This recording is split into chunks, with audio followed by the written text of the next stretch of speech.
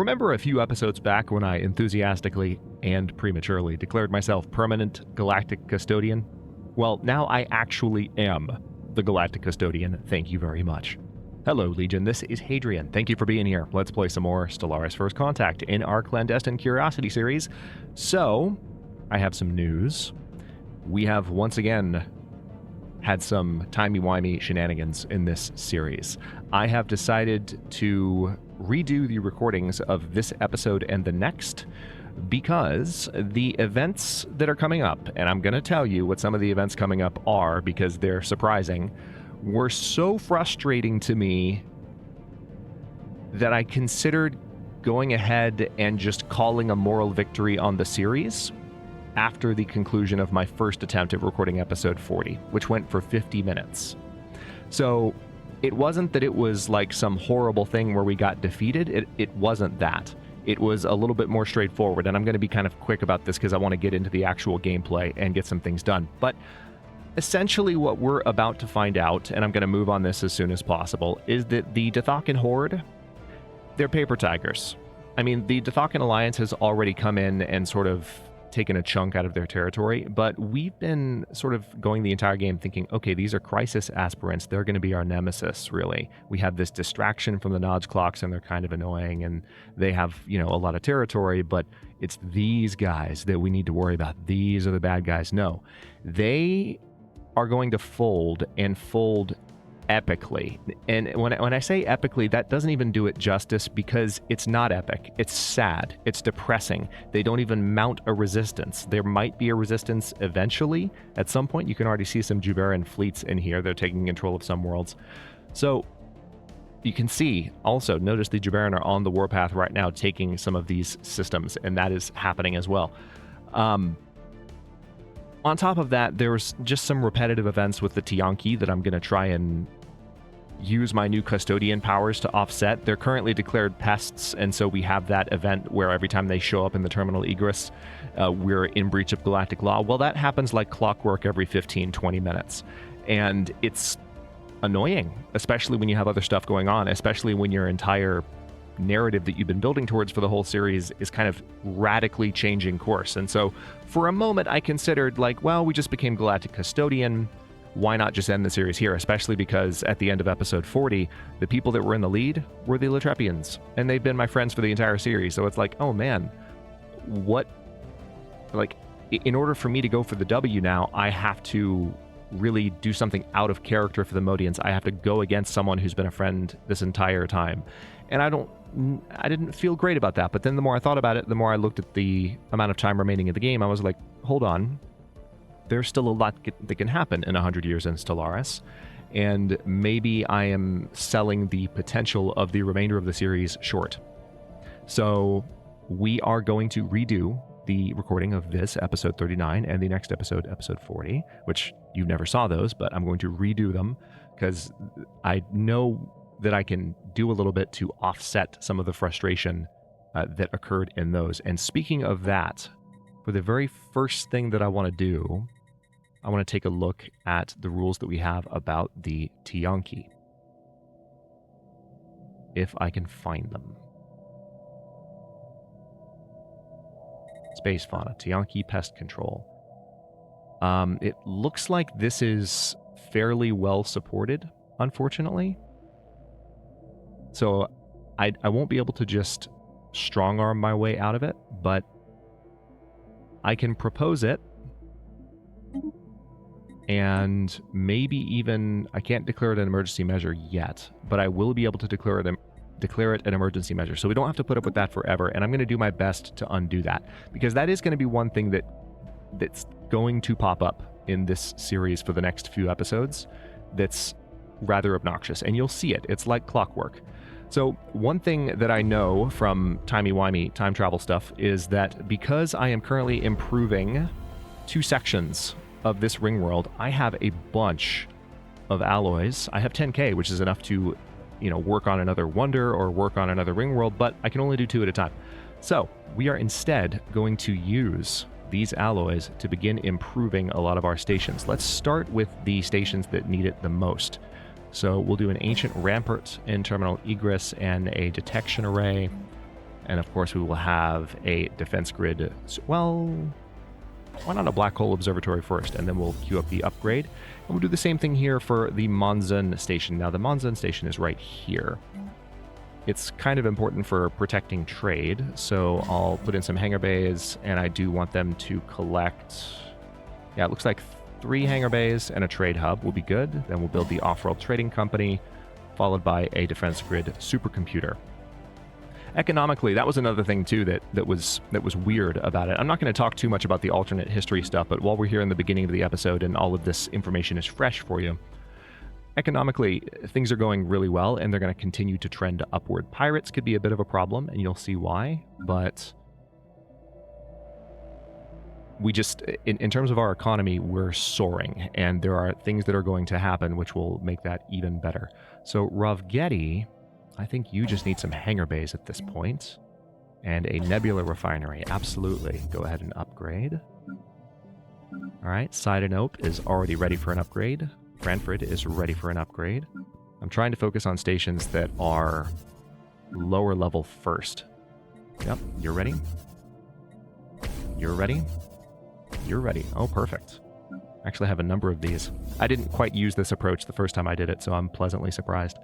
All right, so the Ebriri station is ready for a Citadel upgrade, and we still have about half of the alloys we started out with, which is great. You're ready for a Citadel upgrade. You're ready for a Citadel upgrade. And Shelia just has a spot open. Defense Grid Supercomputer is the obvious choice there. All right, the Aculum station. Now, this is a hangar bay helping to protect trade in this area. So I would say...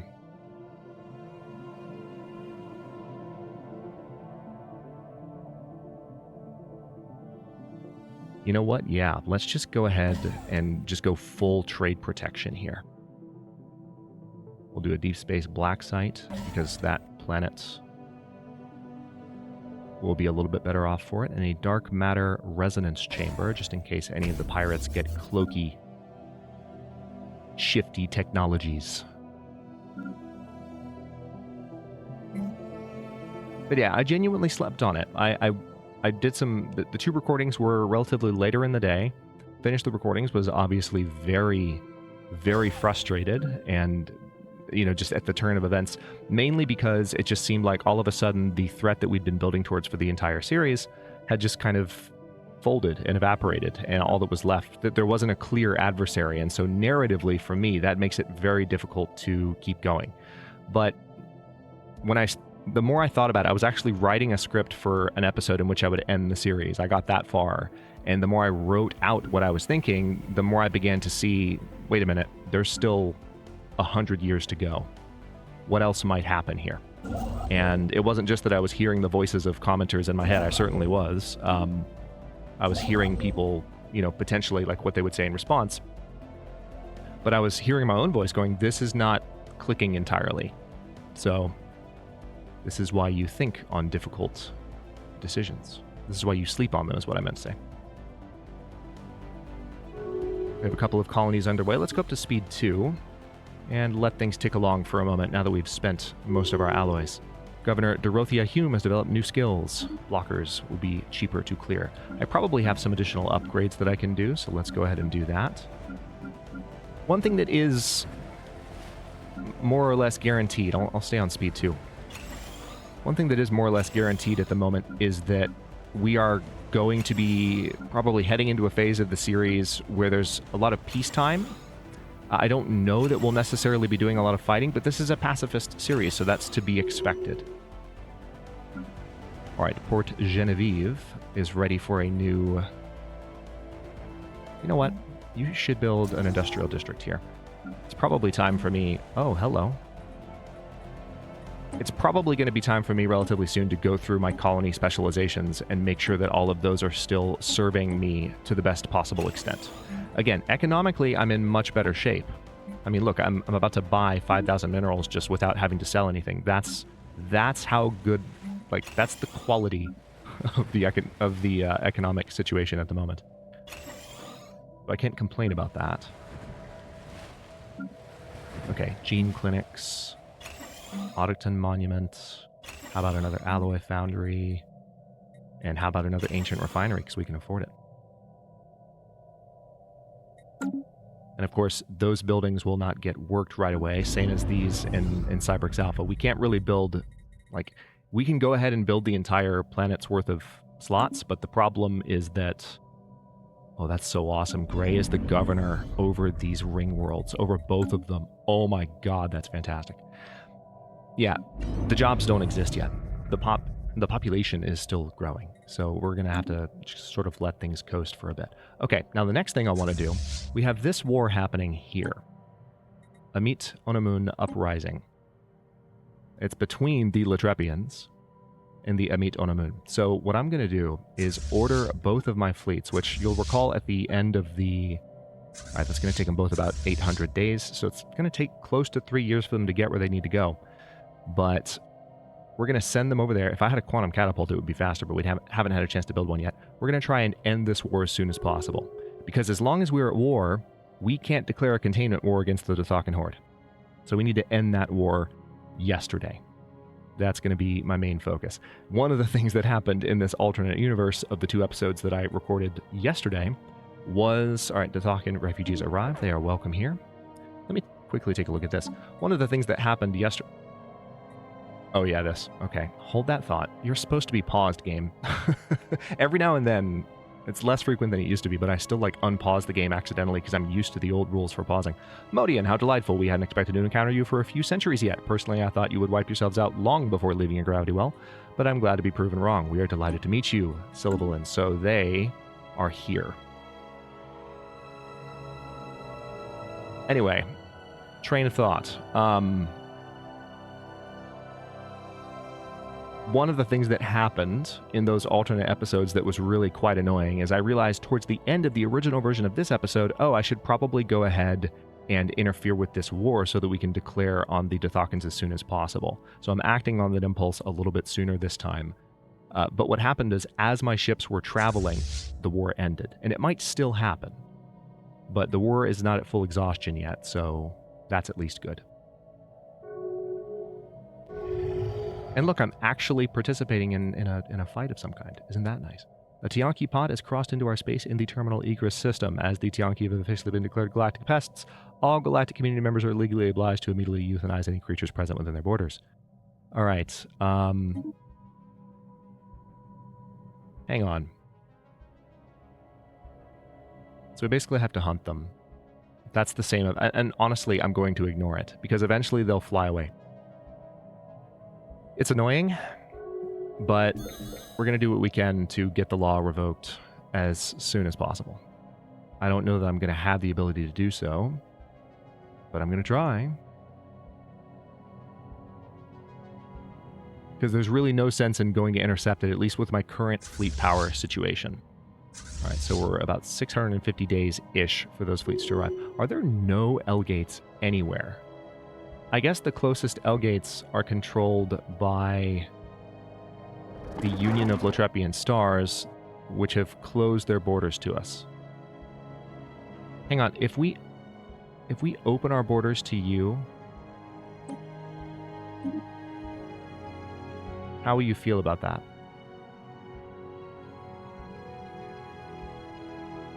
Let's see if they open their borders. Because if we can get them to open their borders, then I can travel through that L-gate and get where I need to go much more effectively.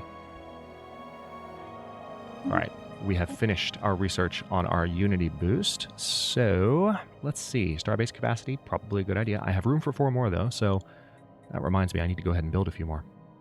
Xenomorph Army. Yeah, let's go ahead and do that just because it's a rare tech and it's unfinished. Where else can I build a station? Oh yeah, absolutely going to build a station in Ebliuk. Where else do we have wormholes?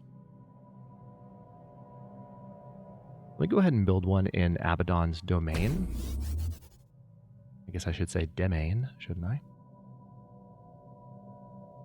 And another thing that I can do, of course, I think I have one more station up here that's unclaimed, so I'll grab that.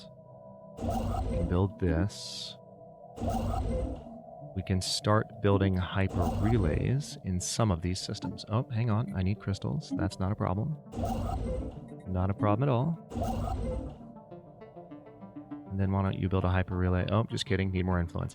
Yeah, the sad thing about building hyper relays is that I need influence for anything political that I want to do, but I also need to build my hyper relay. So I'm kind of hoping that they remove that requirement in the future. Ring world section restored. Excellent. So now I can actually, well, a couple of things I can do. I can get a colony going. Founder species only. Cybrix Alpha Secundus. And any other stations that I can set up. I set up 2. Any more that would be useful? Any trade value that could be claimed? Maybe in terminal egress. Wouldn't be the worst idea.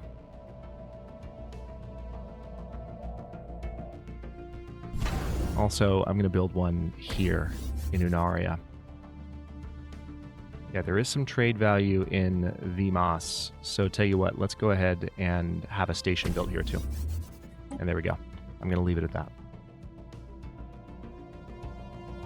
I don't think that put us over our cap. I hope I didn't miscount just now. Cloaked fleets detected. That's happening all the time. I haven't done too much with the cloaked ships in this playthrough. That just comes with the territory, I suppose, given that it's a newer system, and that you do have to have entire fleets, you know, equipped with cloaking devices in order to actually have them cloak. Also, one thing I haven't done yet, I just remembered this, and remembered it a little bit later in the alternate timeline, so let's maybe take a look at this. Strike command... Alright, so that'll help with strike craft. This helps with ship weapons ranges. Ooh, that's really nice.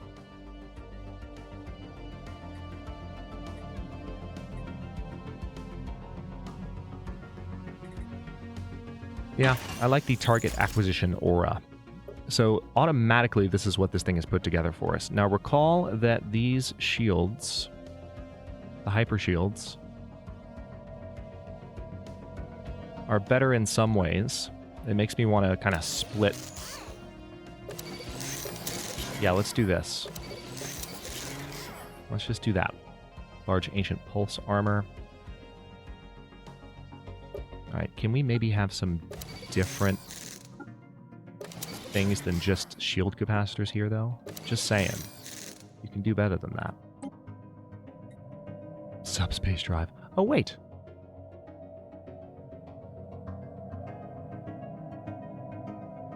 I didn't realize that that was possible. I just learned something about this particular origin that I haven't known for the entire series. You can actually put the subspace drive on other ships. I'm sorry, what? I didn't even know that. Okay, well, it's too late really narratively to take advantage of it now. We haven't been using it the entire time, so I'm not all of a sudden going to change my entire strategy. But that's kind of hilarious.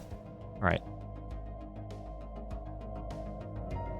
I kind of just want to have 2 tachyon lenses. That's the most satisfying idea. Ancient driller drones, yep. And then we have the ancient cavitation collapser, which I could mix with other ancient weapons. Let me take a look at the damage patterns on these. Yeah, it actually seems like the ancient macro batteries are less powerful than like the large Gauss cannons. Look at this. Yeah, I might need to go ahead and work on some of my ships. I'm noticing this. Hang on. And then we have the ancient cavitation collapser, which is not as good. Yeah, interesting. There's additional armor penetration and damage, but I think the gamma laser is going to be the... Oh wait, no, I'm looking at the mediums. Or I was looking at the larges. Yeah, still, it's better. So let's go ahead and start replacing those. Now it makes me want to compare the armor. Large armor compared to a large ancient pulse armor. What? I mean, the daily shield regen is nothing to scoff at, but I would rather have... yeah, let's have a little bit more armor in the traditional sense there. All right, so this is the Argus class Juggernaut. Yes, I do want to override it. Okay, well, with that in mind, I guess I can go ahead and give the order. So there's the Ancient Defensive Web Slinger. Is it as... All right, it's still better.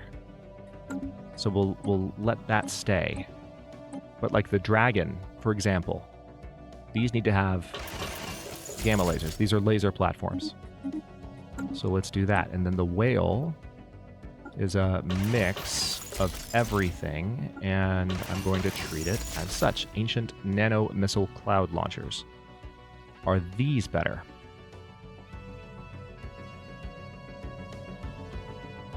These do seem better. Maybe I'll leave those, and of course I'll leave the small null void beams on.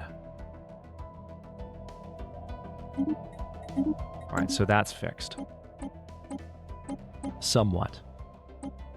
The Titan is using, yeah, large ancient macro batteries. That is not something that needs to stay. We'll go ahead and replace those, and then give you a little bit more basic systems here, while still letting you have a balance of the others. I don't need the auxiliary fire control here. I'd rather have the ancient shield hardener. Save. Yeah, this is not something I did in the... as you can tell from the surprise in my voice, this is not something I did in the alternate timeline. Also, ancient driller drones. Are they good? See, they're not even that. Alright, accuracy tracking, engagement range 125, range 10, hull points 10, evasion 80.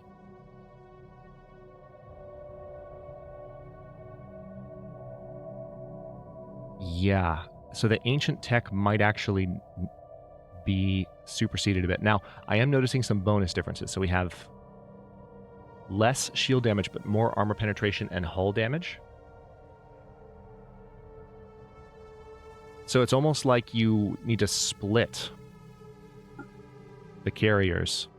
All right, here's what I'm going to do. We're going to have ancient driller drones up front, and then 2 there. So that's the Renowned class battleship. Let me go back to the Juggernaut for a moment, because that changes my philosophy here. Let's split the work between the 2. Which I'm totally okay with. Alright, the Swift Shore. Yep, you need help.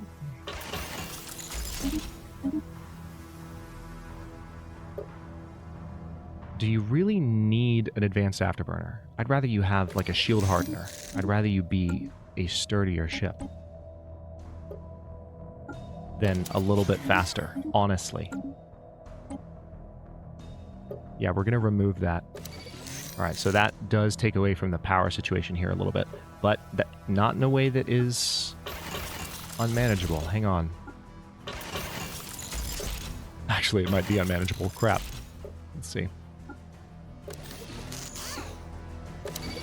There we go. That fixed it somewhat.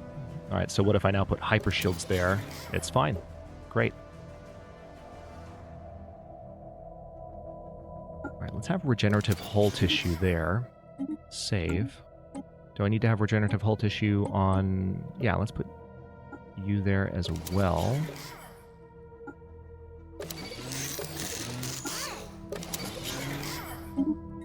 Okay. Solved that.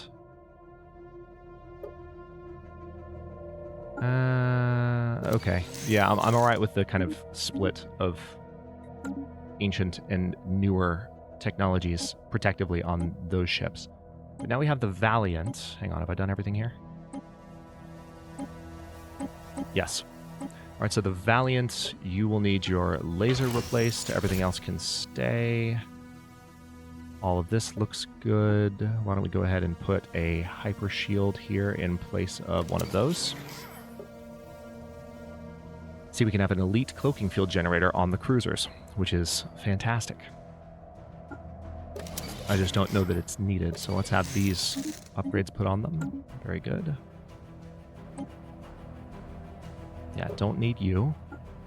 Advanced shield hardener and regenerative hull tissue, wherever possible. Yes, please. Alright, so in this case, very obvious need to change to Gauss cannon, gamma lasers. I hope I'm not missing anything. It just seems like these... Somebody told me about this a while back, so it's not completely new knowledge to me, but like... We've relied on those ancient weapons for so long, it's weird to be giving them up. They were good mid-game weapons, but now we have superior technology that I would like to focus on.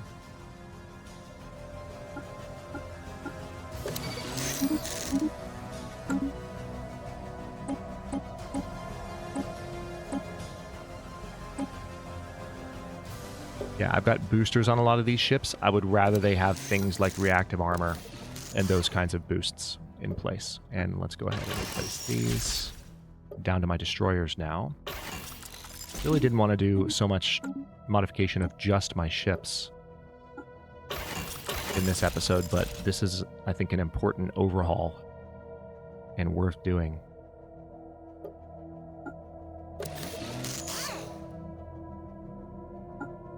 Let's do one more ancient pulse armor and one more ancient shield hardener there. And now it looks like we're okay. Save.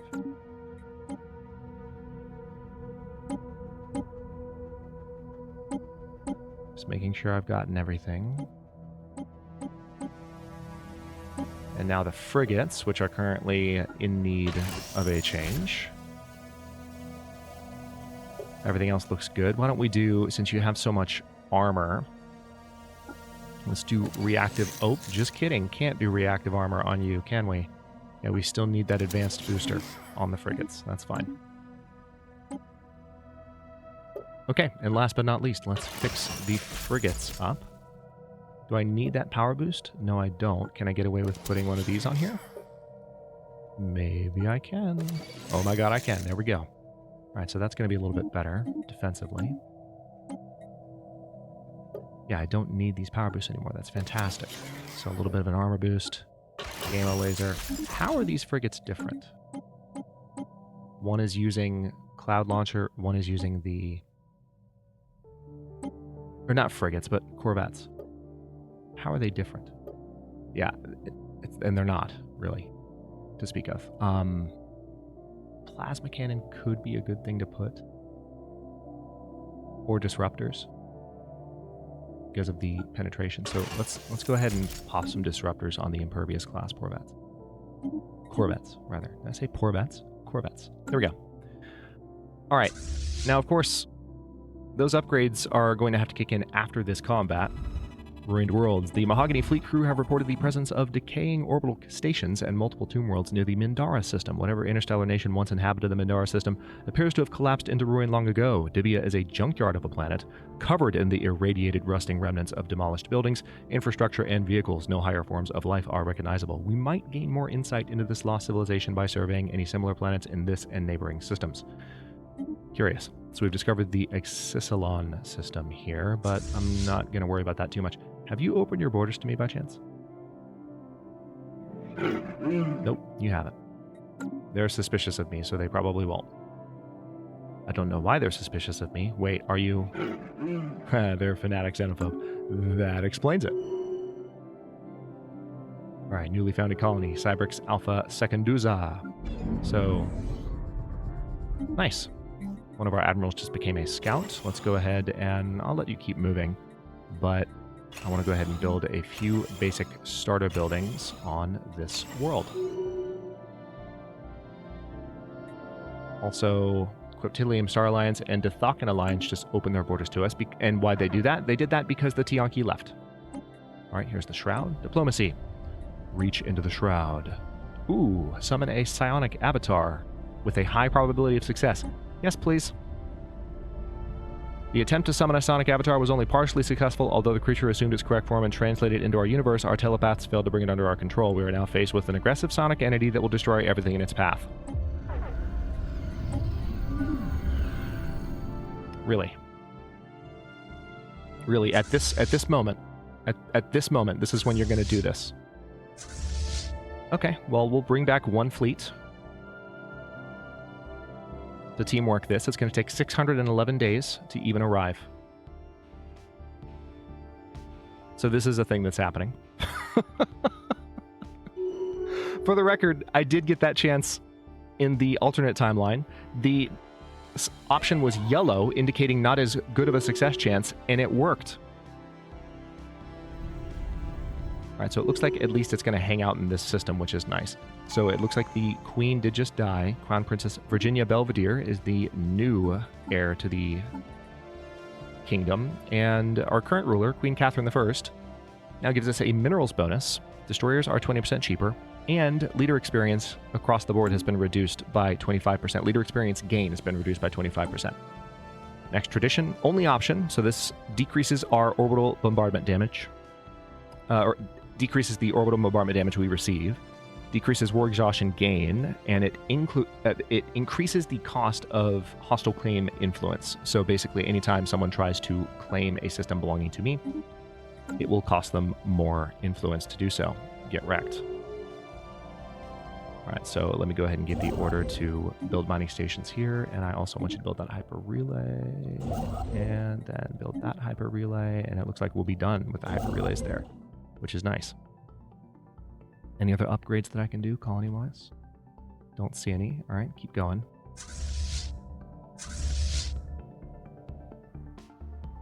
So the second fleet is still on its way, and thankfully has almost arrived. Ironically, did they open their borders to us just now? Because, oh, that's a hyper relay, not an L gate. That icon, they need to change that, man. Like, I was thinking that was an L gate this whole time. Well, I don't need to open my borders to them anymore, do I? So let's increase our naval capacity. Let's close our borders to them. Well, hang on. Are their borders open to us right now? Because it seems like they are. We're just moving through their territory like we own the place. Maybe because we're the custodians? Yeah, that's probably why. Probably because we're the custodians. It's so funny. All right, 442 days until the Teal fleet can intercept that psionic entity. That's a shame. That would have been handy.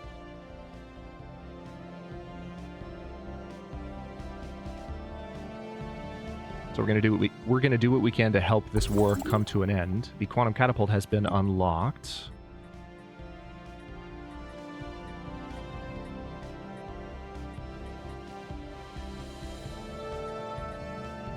Yeah, let's just increase energy weapon damage. Alright, we have some additional refugees. Alright, and it looks like combat is underway here in Raznum. I want you to now hit Bashpat. I just want to end this as quickly as we can. Less than a year now until the Teal fleet arrives back in our territory. It doesn't look like the psionic entity is moving, the corrupted avatar. So that's good. That's a win. I thought it might rampage through our territory, kind of like the event description said that it might. Or said that it was doing, in fact. Alright, so we freed those systems. Now let's go ahead and hit these guys where it hurts.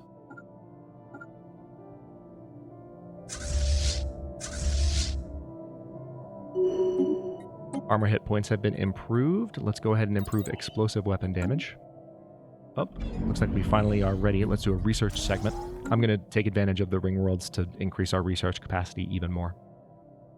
Oh, we also have 10k. So, is there another section here to be improved? There is. Oh, it's already being fixed. Oh, yeah, that's right. We need to rename this one. Hang on. This is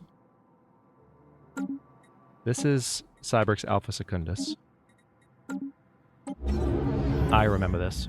So this is going to be Cyberx Alpha Tertius.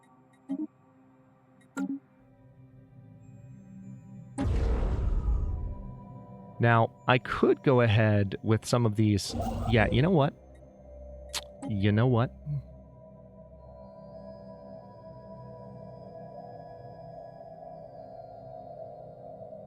I want to get a science nexus going. After you're done with the hyper relay, why don't you go ahead and start one there, please? Alright, so we have this fleet. I'll see this combat through. We have 200 days or so until The Teal fleet arrives to defeat the Sonic Avatar. Shouldn't be a problem. I sent the fleet that has the Titan in it. I just want to go ahead and take control of these stations as quickly as possible. Relic activation possible. So I have 10k minerals, and that allows me to use the Cybrix Warforge and 3000 Unity. I'm going to hold off on that right now, though, because it's not feeling particularly completely necessary.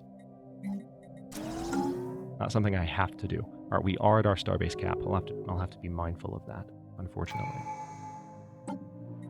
Yeah, I know. I can, however,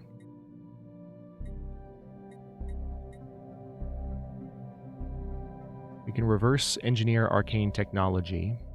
You know what? Let me hold off for a bit,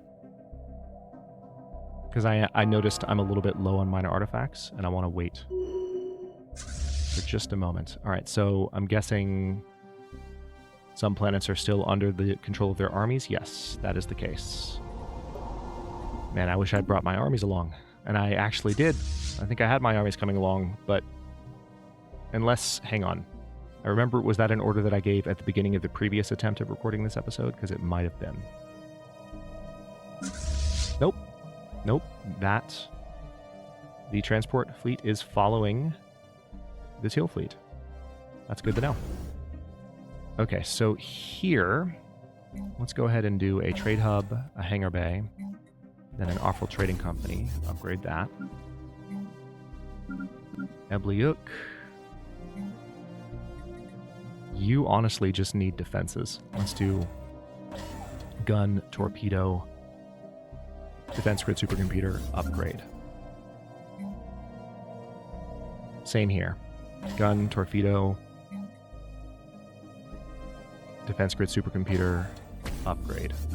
And then in Unaria, we just need trade protection. A couple of hangar bays, and a defense grid supercomputer, and an upgrade. And then here, because this upgrade's done, I can do another ancient rampart, I suppose. Wouldn't be the worst thing to have in place in the event. I also could use a shipyard here. Let's have the other half of it be a shipyard. How about that? Fleet Academy, upgrade, perfect. All right, anyway, let's finish this combat like I said I would, because we're at the 37-minute mark, and I'll need to wrap this episode up momentarily. Through hard work and experience, scientist Kal Bakorab has developed new skills. That's the scientist name. Don't wear it out. All right, so Mahogany Fleet is wrecking face. Pirate Station raided. Nice. Gain some minerals for that. So now I'm just going to hit their capital. We're going to end this.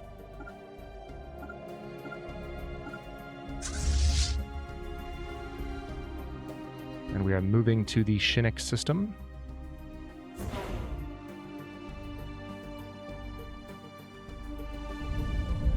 And it looks like this is the final jump. Here we go. Hello.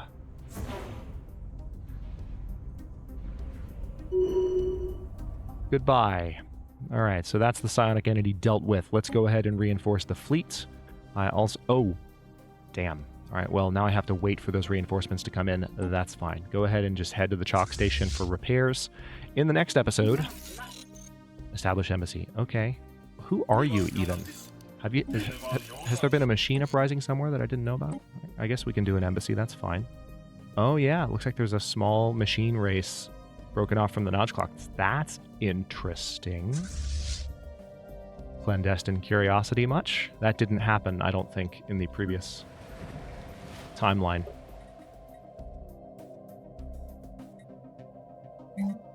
Okay, let's build an industrial district here and an industrial district there.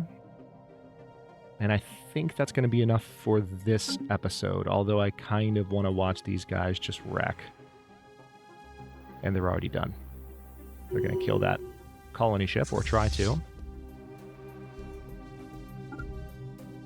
Let's go ahead and send them through these stations, because they can do it in a matter of seconds.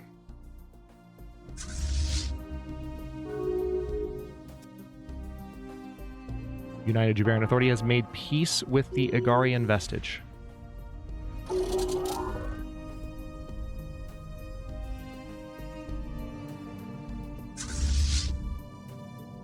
Alright, so this war is at 100% exhaustion. It can't last much longer.